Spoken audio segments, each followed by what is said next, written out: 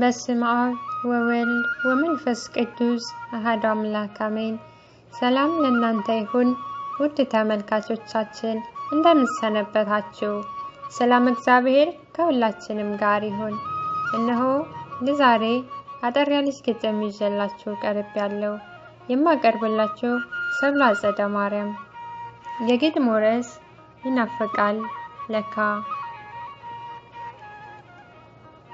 ይናፍቃል ለካ ማለዳ ተነስቶ ነጠላን አጣፍቶ በቤቱ መገኘት፣ የቤተ ክርስቲያንን ደጅ ዝቅ ብሎ መሳም በእምነት ማሻሸት፣ ሰዓታት ኪዳኑን በጥዑመ ዜማ በካህናት መስማት፣ ይናፍቃል ለካ ተቀብሎ ማዜም በአንድነት በህብረት።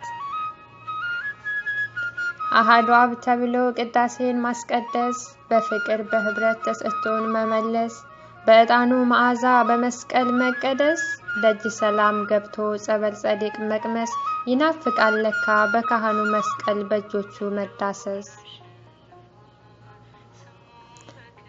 እያወክ በድፍረት ሳታውቅ በስህተት፣ እግዚአብሔር ይፍታህ ለሰራሃው ኃጢአት መባል፣ በካህኑ ከስራት መፈታት፣ ይናፍቃል ለካ የአባቶችን ድምጽ መስማት። የህፃናት ድምጽ መስፋት፣ ለቁርባን መሰለፍ፣ ሁሉ ነጭ ለብሶ ከቤቱ መሳተፍ፣ ቅዱስ ወንጌል መሳም ተአምሯንም መስማት፣ ይናፍቃል ለካ የዲያቆናቱ ድምጽ የካህናት በረከት። የሰንበትን መዝሙር በህብረት መዘመር፣ ትምህርተ ወንጌል መማር በመምህር ተሰልፎ መውሰድ የቅዳሴን ጸበል፣ ይናፍቃል ለካ ሰላም ግቡ መባል። አቅልን ያየነው በሳምንት አንድ እሁድ በቤቱ መገኘት፣ ተኝተን አርፍደን ባላሰብነው ሰዓት መጣብን ይህ መዓት።